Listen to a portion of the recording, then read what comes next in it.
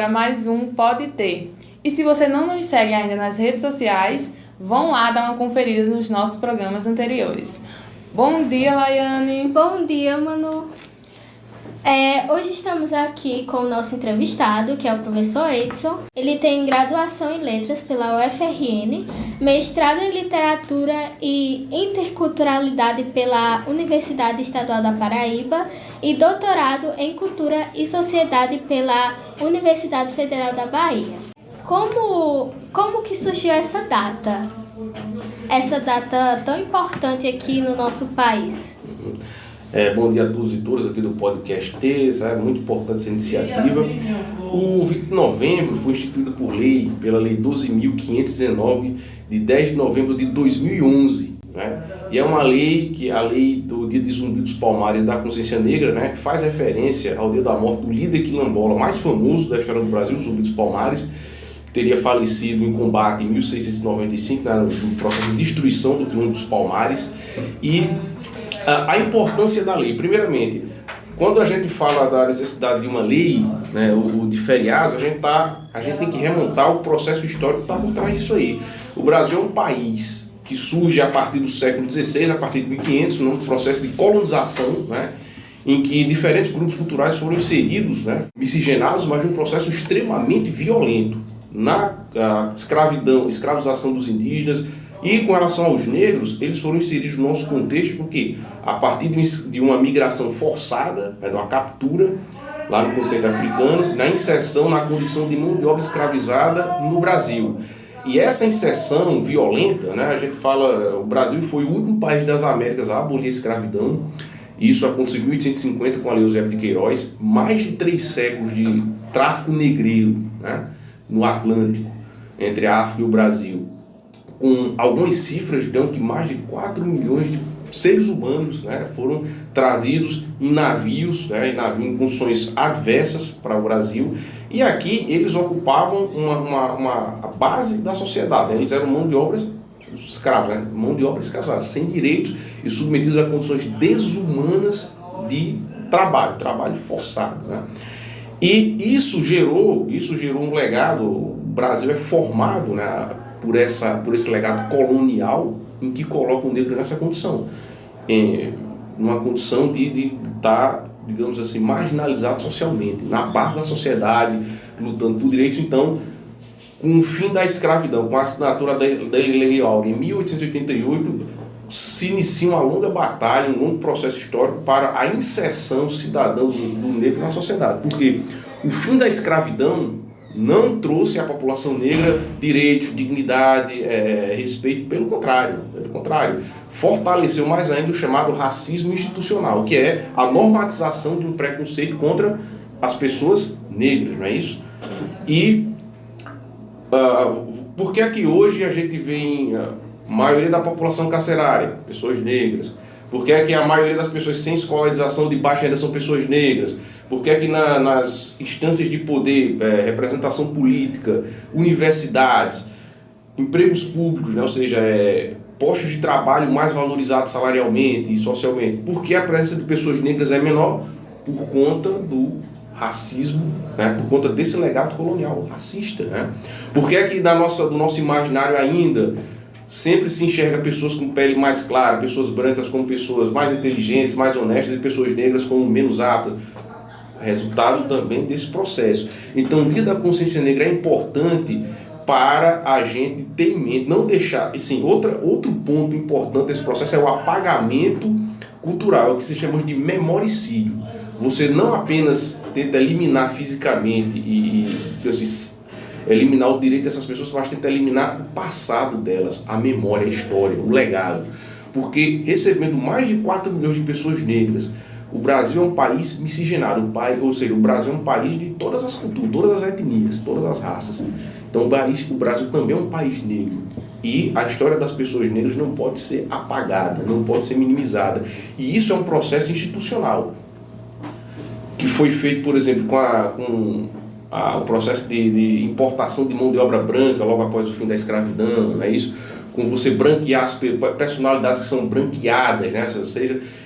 Ou seja, O Dia da Consciência Negra é importante para que se lembre, para que a gente fortaleça um processo histórico de luta e de tentar mudar a sociedade.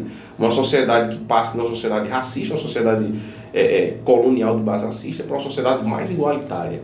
Então a consciência negra é importante para se lembrar todo esse processo de luta histórica, né? Esse processo de enfrentamento às desigualdades e, claro, combater o preconceito é todo dia. Mais um dia que você, digamos assim, você usa a data para fortalecer e legitimar essa luta que é de todos.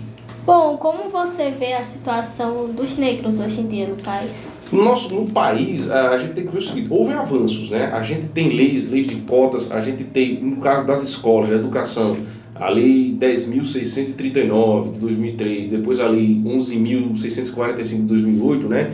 Que torna obrigatório o estudo, né? De conteúdos ligados à cultura e história africana e afro-brasileira, ou seja, para justamente tentar combater esse apagamento da memória da história de nossa história negra do país, não é isso?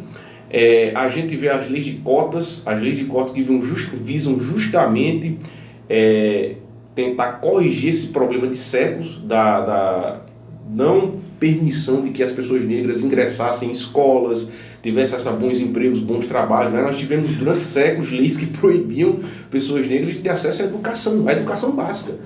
Por isso hoje nós esse déficit, né? Muita gente, quem tem menos escolaridade, quem tem os piores empregos, né? Então é uma lei de cotas que visa suprir esse problema histórico, né? da proibição, né? Das pessoas negras acessarem a direitos básicos para os outros. Então, nós temos avanços significativos no campo da educação, no campo do trabalho. Hoje a gente vê pessoas negras em cargos políticos. Sempre estiveram, né? O Brasil, os negros sempre tiveram um protagonismo na história desse país. O país é um país miscigenado, então também é negro. Mas a gente tem que ver avanços no caso da questão negra, mas ainda existem muitos desafios, né? A gente tem que entender que todo mundo tem consciência hoje de que, pelas nossas leis, né? Se no Brasil colonial, no Brasil imperial, você tinha leis racistas que permitiam a escravidão, hoje nós temos leis, principalmente com a Constituição Cidadã de 88, leis que tornam isso crime, né? Então o racismo no Brasil ele é criminalizado, ele é tipificado no nosso Código Penal, não é isso? Existem políticas públicas, existe toda uma consideração de não combate, mas a gente vê ainda um grande racismo. Não só casos isolados, mas o racismo institucional ainda, ou seja, o racismo no Brasil é estrutural, né? E se a gente sabe que isso é proibido por lei, que isso todo mundo sabe que isso é errado, que isso não deve ser feito, mas muita gente ainda faz, então a gente tem que entender que existem setores da sociedade que conscientemente, né, ou seja, propositalmente, buscam defender ainda esse status de sociedade, né? Uma sociedade que discrimina, que persegue, né? Então, ou seja, é um cenário de... a gente tem avanços, estou citando aqui algumas leis, né? A lei de cotas, as leis de educação, é isso. A gente vê hoje a gente vê hoje publicidade, a gente vê a inserção de pessoas negras na publicidade, no cinema, nas novelas, personalidades negras que são reconhecidas, que se afirmam, que têm um espaço, né? Tentar desconstruir padrões estéticos de beleza, esses padrões de que colocam, né, o branco é bom, o negro é ruim, não é isso? Discussões de todas as formas. Então há avanços significativos, mas ainda há desafios que a gente vai levar séculos para tentar diminuir. Quais que foram as formas mais veladas que você sofreu esse preconceito? Se você sofreu de alguma forma? A gente tem, por exemplo, a questão hoje, uma das questões ligadas ao racismo estrutural é o colorismo. Primeiro, a gente sabe que, como a gente já falou aqui, né, o Brasil é um país miscigenado, então todos nós geneticamente vamos ter sangue negro, sangue branco, sangue de várias etnias, exatamente, sangue árabe, enfim, de várias etnias, sangue. Só que geneticamente a tonalidade da nossa pele tem várias tonalidades, gradações de cores, não é isso? Então você é julgado por essa tonalidade de pele. Não? Você tem categorias como, por exemplo, moreno claro, moreno escuro. A depender da situação, você é mais ou menos negro, né? Eu já passei por situações de ser perseguido em shopping por segurança, sabe? Mas também já passei por situações de me afirmar, eu sou uma pessoa negra e recebeu como resposta: você não é negro, você é moreno, pardo, você é pardo, como falam, né? você é pardo, ou seja, o que é um pardo, né? É complicado. Então, primeiro, muita gente no nosso país tem dificuldade em se definir, né? A definição por questões É uma coisa muito complexa. Totalmente. Muita gente tem dificuldade em se definir apenas a partir do critério do fenótipo, né? Da aparência física, da cor da pele, né? Então, a gente tem essas formas, né, de discriminação individual, e existem outras formas. A gente tem um racismo institucional, que é nas instituições, né? Você já presenciou algum caso? Constantemente. A gente, por exemplo, nas escolas, nas instituições, você vê hoje, por exemplo, você querer minimizar o próprio Dia da Consciência Negra, ou minimizar o debate, dizer coisas, por exemplo, em escolas, a gente está na escola, né? Por exemplo, hoje é o Dia da Consciência Negra. Consciência negra, as formas de preconceito que são estruturais no Brasil se combatem todo dia, diariamente. Por quê? Porque a cada minuto que a gente está conversando aqui, a cada hora tem alguém sofrendo algum tipo de violência por conta do gênero, da cor da pele, da condição social, da escolha religiosa. E geralmente combatem muito, não é, esse tema do preconceito. Porque geralmente, principalmente durante o feriado, muitas pessoas, enquanto tem pessoas curtindo o feriado, sempre tem alguém trabalhando por trás, sabe? Alguém sendo como se estivesse servindo de escravo para eles. Totalmente. E assim, falando do racismo, então assim, nós temos... muita gente procura diminuir o debate. Primeiro, a questão do negro, a questão das pessoas negras, né, é uma questão nacional que está na Constituição, é um debate de todas as pessoas. Então a gente não pode, por exemplo, estar taxando alguém que quer falar, não, é ativista, não vamos dar voz porque ativista é politicagem. Não. Nas escolas a gente vê muito assim, vamos fazer uma programação do 20 de novembro, faz uma programação do 20 de novembro. E nos outros dias, você de repente quer abordar o assunto, eu já ouvi. Mas não já foi falado do 20 de novembro, para que repetir? Então isso é uma forma de racismo institucional, você tentar minimizar o debate, você tentar reduzir, taxar as pessoas que querem debater o tema de militantes, de ativistas. Porque quem acusa alguém de ativista, de militante, ativista que está querendo silenciar, está querendo calar. Então essas formas nas instituições públicas e no dia a dia são constantes, né? E a gente sabe que hoje essa pauta é uma pauta totalmente politizada de uma forma negativa, né? Você muitas vezes não vê um debate saudável, democrático entre a sociedade, né? A gente vê isso inserido dentro da polarização política problemática que a gente tem nos últimos dias, não é isso? Então, isso também é uma forma de minimizar o debate, uma forma de racismo estrutural e institucional que a gente tem hoje. Além do racismo circunstancial, né? Do racismo que acontece no dia a dia, com ofensas verbais, com agressões físicas, né? com a morte, né? Outro dado a gente sabe, né? Quem são as pessoas que mais morrem de forma violenta no país? Pessoas negras, pessoas com condição social baixa, né? Tudo isso são o efeito histórico do nosso processo de base colonial, né? Desse racismo que deve ser combatido todos os dias, não só no Dia da Consciência Negra, do 20 de novembro. E é muito interessante esse fator do racismo, porque não é só com um negro que tem baixa condição. A gente vê jogadores de futebol que vão para a arena e são chamados de macaco, são julgados pela cor de pele, pelo cabelo, que hoje eles olham e dizem que é um cabelo ruim, né? Mas um cabelo ruim não tem nada a ver com um cabelo de gente que vem de descendência de africanos, de negros. Então eu acho que essa questão do racismo, ela não é só porque você é um negro de baixa renda, mas sim porque pela sua cor de pele, né? E isso é muito interessante, eu olhava que não importa o que você tem, importa o que você é, a sua cor. Eu acho isso uma coisa muito absurda de se abordar e... né?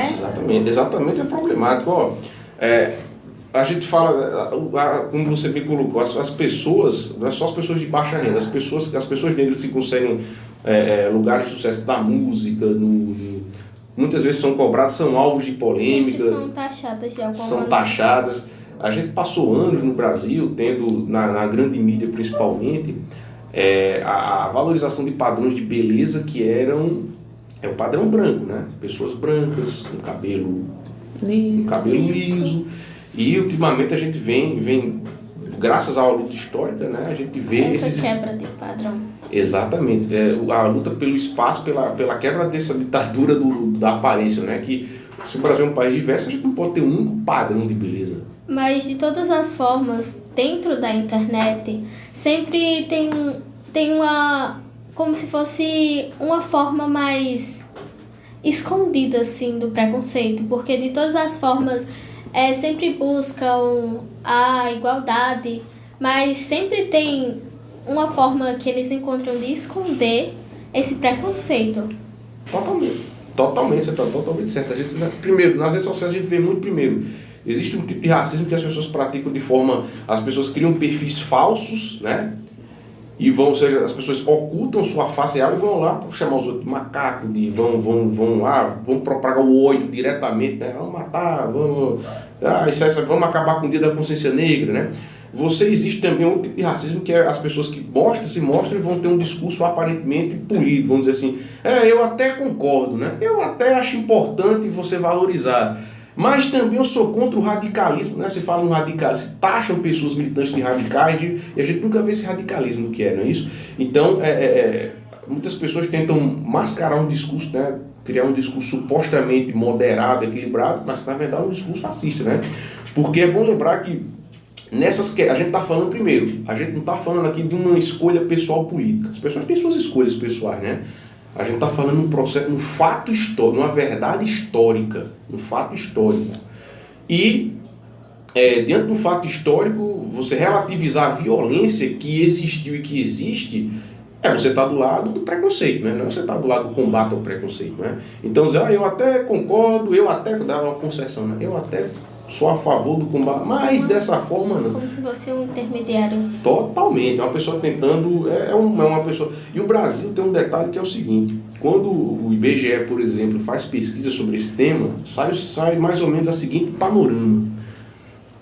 Faz duas perguntas. O Brasil é um país racista? Mais de 80% da população diz, o Brasil é um país racista. Em seguida se faz outra pergunta, você é racista?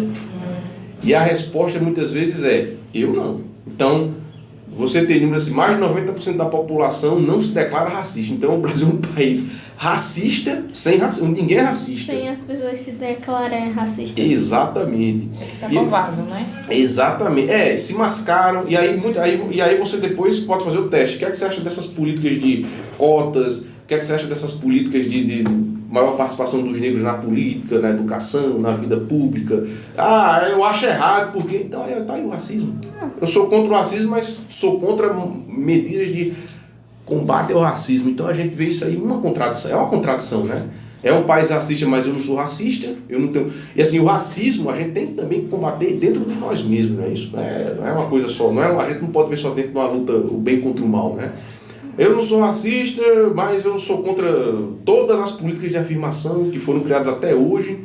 Eu não sou racista, mas também não concordo com quem fala no assunto, não vamos falar no assunto. Então isso é uma contradição, né? E essa contradição, ou seja, é o reflexo do que é a nossa sociedade. É uma sociedade contraditória, problemática. Bom, agora nós vamos estar com a nossa repórter Ellen, que a primeira participação dela agora no Pode Ter. Que ela entrevistou uma pessoa que vai nos falar e complementar mais sobre esse assunto, que é a consciência negra. Olá, pessoal do podcast. Eu estou aqui com Patrícia Grace. Ela é professora, não atua na área, mas atua como psicóloga. Desde 2016 que ela atua no movimento negro. Eu queria saber de você qual é o objetivo desse dia da conscientização negra. Certo. Obrigada, Ellen, por esse convite, né? Agradecer ao professor Dioclésio e à instituição por me receber, por fazer esse convite. Dizer que é um prazer estar aqui e falar um pouco do Dia da Consciência Negra, né? Dia 20 de novembro. É um dia simbólico e marcante para toda a história dos povos negros. Trata-se de uma data que foi conseguida a duras penas, reconhecida porque é a data que marca o falecimento de Zumbi de Palmares, né? E ele é uma das figuras simbólicas, né, de resistência, que fazia parte do Quilombo de Palmares, E aí a gente não tem, enquanto movimento negro, a gente não teve, a nossa história ela foi contada a partir de quem escravizou o nosso povo. Então, como é que a gente era representado, né, na história. Então, essa é uma luta, é um dia de luta, né, de simbolismo para resgatar a nossa história e dizer quem de fato lutou pela libertação, né, por acabar com a escravização. Você já foi professora, então como você vê esse movimento dentro da escola, já que a gente tem uma lei, né, 10.639, que ela torna obrigatório essa abordagem dentro da escola, né, da cultura negra? Bem, eu já não estou na escola, né, atuando.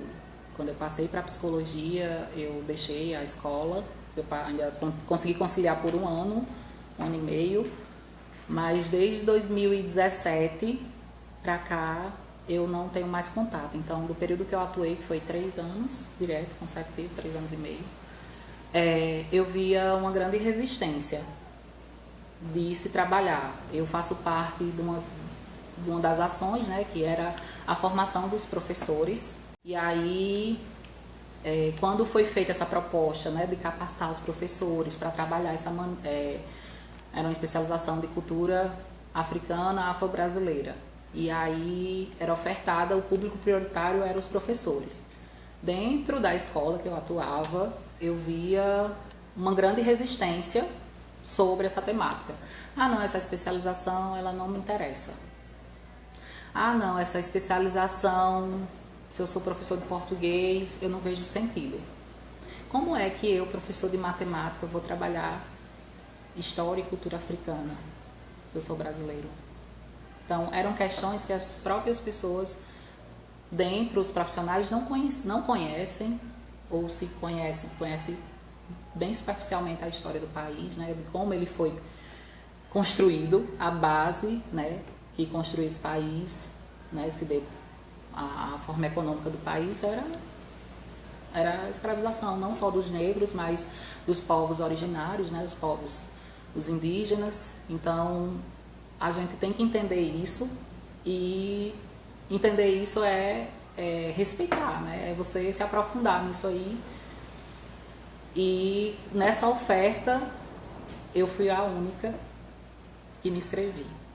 Eu via muito, talvez porque eu vivenciei isso na infância, eu via muito essa questão que muitos classificavam como bullying. Ah, não, a menina ali está sofrendo bullying. Não, não é bullying, é racismo. E aí a gente precisa dar nome, nomear as coisas como elas são. Não existe racismo se não tem racista. Então, primeiro, para a gente identificar um problema, a gente tem que entender que eu faço parte disso. E como é que eu, fazendo parte disso, eu posso modificar isso. Patrícia, o que o movimento negro ele representa para você? Como Patrícia? Então, eu acho que o movimento negro ele representa a história, né? Eu acho que eu tenho até uma tatuagem aqui que é uma Adinkra, é um símbolo africano, chama Sankofa, que ele tem assim uma palavrinha, né, que não é tabu você voltar atrás e recuperar o que você perdeu. Então, eu tatuei isso porque eu descobri que esse símbolo estava na minha casa, já está em Currais Novos esse símbolo do Sankofa, que ele é feito pelos negros, né, que faziam os portões.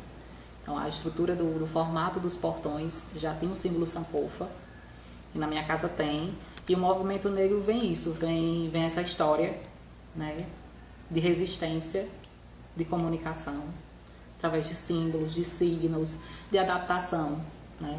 Tentaram nos matar, tentaram apagar a nossa história. E a consciência é você adquirir esse conhecimento, é você saber de onde você veio para poder transformar o futuro. Você só consegue transformar algo se você tem um conhecimento. E ter consciência, né?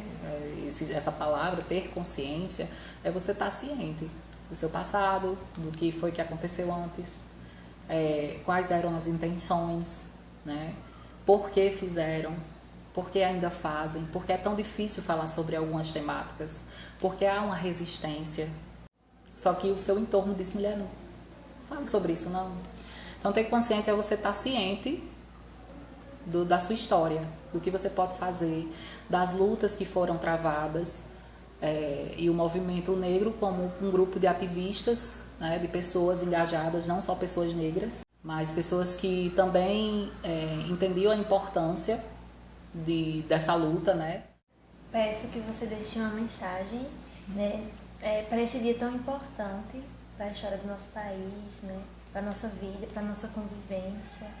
Bem, a mensagem é que toda a sociedade, todos, tem lugar, tem formas de atuar, tem formas de combater, tem formas de melhorar para um futuro, né? Então, isso não é uma questão só do movimento negro ou de pessoas negras. Primeiro porque não fomos nós que criamos esse problema. Então, a gente precisa que todos tenham essa consciência, né? A gente sabe que isso vai ser um processo, não vai ser algo tão simples, porque é uma situação bem complexa, mas a gente precisa entender a nossa história e ressignificar ela através de políticas públicas, como já vem sendo feita, através de pessoas que são ativistas, pessoas que se engajam, pessoas que não aceitem mais uma sociedade racista, que discrimina, que exclui, que mata, enfim, não só racista, né, mas todas as fobias que existem. Então, é uma luta de todos. Não tem como falar de mudar essa sociedade se todas as pessoas não estiverem envolvidas nesse processo. Então é isso, é um dia de luta, sigamos, né? Às vezes a gente está mais fraco, mas se fortalece no outro, e que a gente consiga reverter essa situação no futuro próximo. Em nome da instituição, te agradeço. Obrigada, Ellen. Foi ótimo. Muito obrigada pela entrevista, Ellen. Foi uma entrevista maravilhosa. Estamos muito agradecidos pela sua participação aqui no Pode Ter. E agora nós vamos voltar aqui com o nosso convidado para dar as despedidas finais. Tá certo. Muitíssimo obrigado, parabenizar o nosso podcast T pela iniciativa, né, de produzir um material. Esse material vai ficar disponível aí para a gente. Esperamos poder levar alguma contribuição à nossa sociedade, a esse debate, a esse processo histórico, e reforçar que todo dia, né, é dia da gente se reformar, se repensar a nossa atitude e conhecer a história do nosso país, do nosso povo diversificado, para que a gente de fato possa ter uma postura antirracista, que a gente possa combater todas as formas de preconceito e a gente caminhar para a construção de uma sociedade mais justa, menos desigual, menos agressiva. E a educação exerce um papel fundamental na sociedade. E a educação tem que cumprir esse papel e vem cumprindo em formar pessoas conscientes e esclarecidas de uma verdade histórica, de fenômenos históricos e reais que a gente enfrenta hoje e que só serão superados, a gente só vai avançar contra essa herança problemática do nosso passado colonial com democracia, com conhecimento, com debate, com civilização, com cultura, sabe? Sem apagar a memória dos vários povos que conformam o nosso país. Certo? Iniciativas como essa são importantíssimas para a gente divulgar e fortalecer essa corrente, né? Essa corrente em prol do respeito à diversidade do nosso país. Então, parabéns a todos e todas que fazem aqui o podcast e espero que a gente possa ter contribuído aqui. Até uma próxima. Muito obrigada pela presença, Edson. E ficamos por aqui. Sigam a gente nas nossas redes sociais, que são o Instagram e o YouTube. E é isso aí, galerinha. Até mais um Pode Ter. Tchau.